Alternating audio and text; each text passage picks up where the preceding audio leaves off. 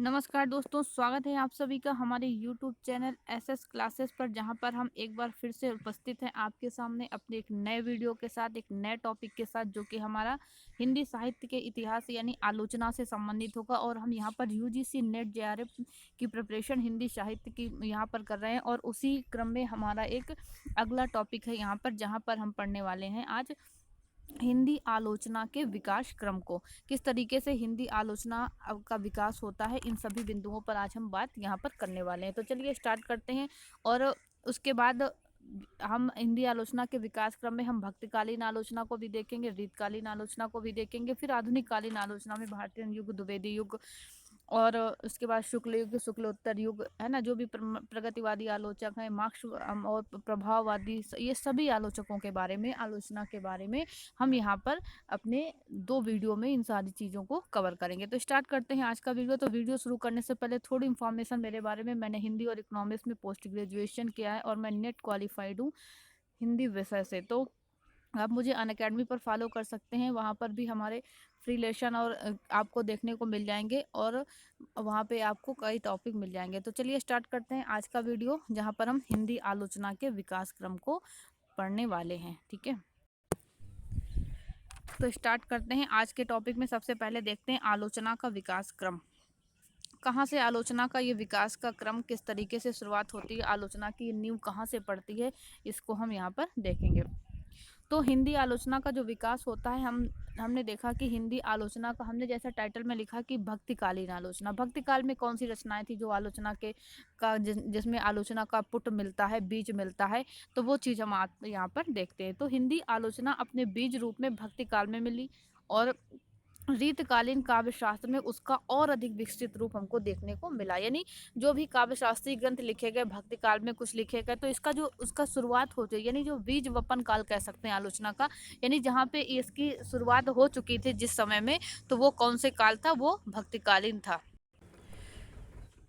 तो इस भक्ति काल में हमें देखने को मिलता है, यानी इसका जो प्रारंभ था वो भक्ति काल से हो चुका था कुछ रूप में।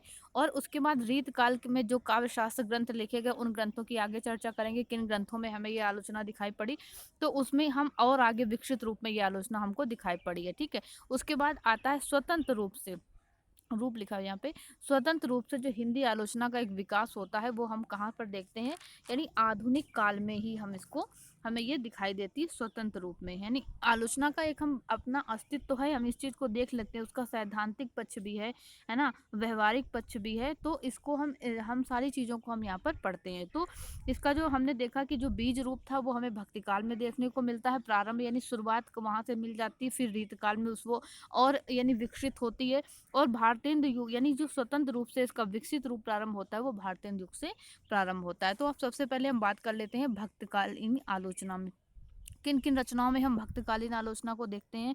तो ये जो ग्रंथ है, काव्य शास्त्रीय ग्रंथ मिले, इन रचनाओं में हमें भक्तकाल की आलोचना के दर्शन होते हैं। तो पहला, जैसे सूरदास ने साहित्य लहरी लिखा, ठीक है, ध्रुवदास का ही रस हीरावली, नंददास का रस मंजरी, कृपाराम का हित तरंगनी, बलभद्र मिश्र का नक्सिक, और रहीम का बरबर नायिका भेद, ये सारी जो ग्रंथ हैं भक्ति काल के, इसमें आलोचना का एक रूप मिलता है देखने को।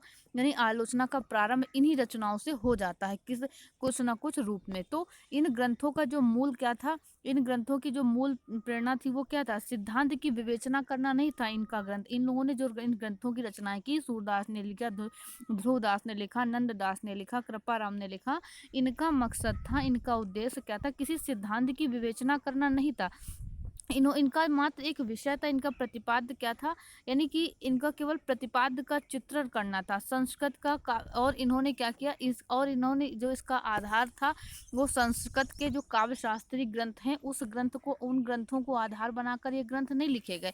इनका विषय केवल एक प्रतिपाद्य को प्रतिपादित करना था, ना कि किसी सिद्धांत का विवेचन करना। तो ये जो ग्रंथ मिलते वो भक्तिकाल में, यानी भक्तिकालीन आलोचना के लिए में, वहाँ से हमें पता चलता है कि ये कुछ किस तरीके से वहाँ पे यानी आलोचना का विकास होता है। ठीक है, आगे बढ़ते हैं। अब रीत काल की आलोचना, रीत काल में कौन से ग्रंथ हुए?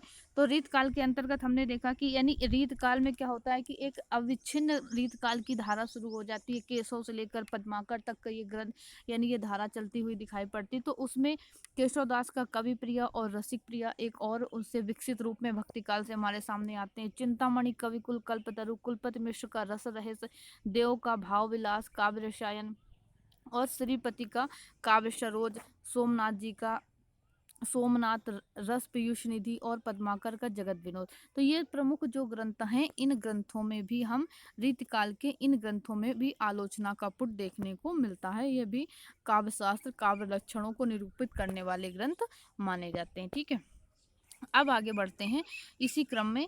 तो अब आगे चलते हैं कि रीतकालीन आलोचना की क्या क्या विशेषताएं रही, इसकी बात कर लेते हैं। तो इस इनके जो इस ग्रंथ थे इस काल के रीतकाल के, उसमें क्या था, मौलिकता का अभाव होने के कारण इनको विशेष महत्व नहीं मिला। यानी रीतकाल के जो ग्रंथ थे इन ग्रंथों में मौलिकता नहीं थी, मौलिकता का अभाव पाया गया। ठीक है, और इसके कारण ये ज्यादा विशेष महत्व नहीं पा सके। उसके बाद क्या था, संस्कृत काव्य शास्त्र का ब्रज भाषा में अनुवाद कर देना ही इनका लक्ष्य रहा। यानी ये जो ग्रंथ लिखे गए बिहारी के, ये सभी पद्माकर, रस पीयूष निधि, काव्य रसायन, ये सभी क्या थे, यानी इन्होंने संस्कृत काव्य शास्त्र का ब्रजभाषा में अनुवाद कर दिया और यही इनका मुख्य लक्ष्य रहा। उसके बाद और इन्होंने क्या किया, इनका एक उद्देश्य और था इनको लिखने का कि जो संस्कृत ना जानने वाले जो जो जन समूह था, जो पाठक था, जो संस्कृत से परिचित नहीं था, तो उनको काव्य शास्त्र के उन नियमों से का परिचय कराने के लिए इन्होंने इन ग्रंथों की रचनाएं की। ठीक है, और उसके बाद गद्य का प्रयोग न होने के कारण भी ये क्या करे, ये समीक्षा का एक वास्तविक रूप इसमें नहीं मिल सका। यानी चूंकि ये ब्रजभाषा में लिखी थी, काव्य रूप में लिखे थे, तो यानी जो गद्य का एक गद्य में नहीं थी, इसलिए समीक्षा का जो वास्तविक रूप है समीक्षा का, उस रूप को ये ग्रंथ काफी यानी यानी प्रस्तुत करने में असफल रहे। ठीक है, तो ये तो थी हुई रीतकाल की आलोचना। अब हम बात कर लेंगे आगे आधुनिक कालीन आलोचना की तरफ बढ़ते हैं। आधुनिक काल में किस तरीके से आलोचना का विकास होता है, तो हम सबसे पहले बात करेंगे आधुनिक काल में भारतेंदु युग की। तो हिंदी समीक्षा का उद्भव का युग है भारतेंदु युग।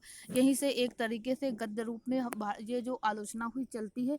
और इस युग में जो भी इसकी विशेषताएं थी, इस युग की आलोचना पद्धति की, उसकी हम बात कर लेते हैं। तो इस युग में क्या हुआ, सैद्धांतिक विवेचन इस काल में भी किया गया।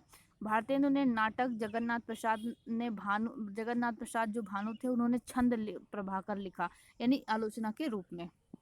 और उसके बाद इस काल में क्या था, भारतीय युग में साहित्य का इतिहास लिखने की जो प्रवृत्ति हुई वो विकसित होती है। ठीक है, और उसके बाद पुस्तकों की समीक्षा की प्रवृत्ति भी इस काल में दिखाई देने लगती है। यानी पुस्तकों की समीक्षाएं भी यहाँ पर हम देखने को मिल जाती हैं। और व्यवहारिक समीक्षा के रूप में नागरिक प्रचारणी पत्रिका में क्या होता था, लेख प्रकाशित होते थे।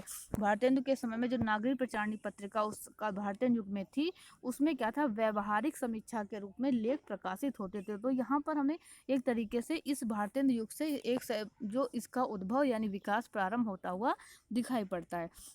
और क्या हुआ था, और इस युग में क्या था कि साहित्यकारों का जो जीवन था और रचना काल था, इनके बारे में भी एक तरीके के प्रामाणिक लेख हमें देखने को भारतीय युग में मिलने लगे। तो इस काल में भारतीय युग में इस तरीके से इस आलोचना पद्धति का विकास होने लगता है। फिर चलते हैं आगे, द्विवेदी युग की आलोचना की बात कर लेते हैं।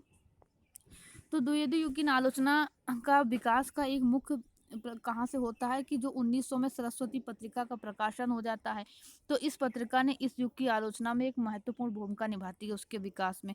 और इसमें क्या था कि एक पुस्तिका में क्या था, इस पत्रिका में समीक्षा के नाम से एक स्तंभ होता था, यानी कॉलम होता था, उसी कॉलम में समीक्षाएं प्रकाशित की जाती थी।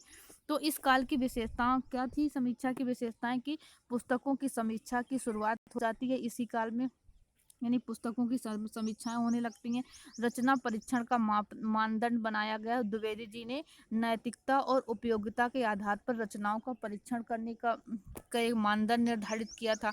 उसके बाद एक तुलनात्मक आलोचना भी विकसित होती है, जिसमें देव और बिहारी की श्रेष्ठता, ये जो विवाद चला देव और बिहारी का, तो इस देव और बिहारी के विवाद में इनकी श्रेष्ठता का निर्णय करने के लिए आरंभ में यानी कि बहुत सारे कवियों ने इस विवाद में भाग भी लिया। तो यहाँ इस तुलनात्मक आलोचना पद्धति भी यहाँ पर विकसित होती है। ठीक है। और क्या होता था कि इस मैंने साहित्य इतिहास लिखने की भी परंपरा इस युग में आरंभ हो जाती है। और समसामयिक जो कथा साहित्य होता था उस पर विवादों के रूप में एक नई समीक्षा की दृष्टि भी साहित्य इस द्विवेदी युग में सामने हमको देखने को मिलती है। तो इस तरीके से ये द्विवेदी युग की कुछ विशेषता थी आलोचना की। ठीक है। अब हम बात करते हैं आगे शुक्ल युग आलोचना की। अब शुक्ल युग की आलोचना किस तरीके से विकास करती है उसकी बात कर लेते हैं। तो आचार्य शुक्ल ने क्या किया, उनको एक प्रतिभावान थे जिनके नाम पर इस युग का नाम शुक्ल युग पड़ा। तो उन्होंने इस शुक्ल युग में हिंदी समीक्षा को अपने एक प्रखर प्रतिभा और क्षमता से उसको एक गौरवपूर्ण उच्च शिखर पर पहुंचाया शुक्ल जी ने। और शुक्ल जी ने कविता में क्या किया, अनुभूति को प्रधानता दी। यानी शुक्ल जी जो थे उनकी आलोचना पद्धति का क्या था कि वो कविता में अनुभूति को प्रधानता दी उन्होंने, और लोकमानस तथा लोक हृदय के साथ रागात्मक संबंध स्थापित होने को भी वो भी प्रमुखता वहां पर देते हैं। ठीक है। और शुक्ल जी की जो समीक्षा थी उसकी विशेषता क्या थी कि उन्होंने क्या किया, भारतीय रसवाद को, है ना, शुक्ल जी ने भारतीय रसवाद को जिसे क्या किया, एक लोक संपत्ति का भाव दिया और उसके निर्वहन का प्रबंध काव्य में ही बताया। यानी शुक्ल जी कहते हैं कि जो भारतीय रसवाद है तो उसको क्या किया उन्होंने, लोक संपत्ति की भावभूमि पर यानी प्रतिष्ठापित किया। और वे सिद्धांत में क्या थे, यानी कि इस सिद्धांत में शुक्ल जी क्या थे, रस यानी निरूपण के पक्ष में थे, वे सिद्धांत निरूपण के पक्ष में थे। और उन्होंने क्या किया, लोकमानस और लोक हृदय के साथ रागात्मक संबंध स्थापित होने की भी प्रमुखता उन्होंने दी। उसके बाद श्याम सुंदर दास का नाम आता है इसी शुक्ल युग में। तो इस शुक्ल युग में वो क्या करते हैं, श्याम सुंदर दास जी शुक्ल युग की एक महान विभूति है। और इनका जो ग्रंथ है साहित्यालोचन, आलोचना से संबंधित ग्रंथ है। पहली बार इसमें क्या किया गया था, साहित्यालोचन में समालोचना को अध्ययन अध्यापन में प्रतिष्ठित किया गया था। यानी साहित्य आलोचना ग्रंथ में पहली बार समालोचना को अध्ययन और अध्यापन के क्षेत्र में प्रतिष्ठित किया गया। उसके बाद शुक्ल युग के अगले आते हैं कवि, उनमें नाम आता है विश्वनाथ प्रसाद मिश्र का। विश्वनाथ प्रसाद मिश्र क्या है, व्यवहारिक आलोचना के क्षेत्र में महत्वपूर्ण कार्य करते हैं।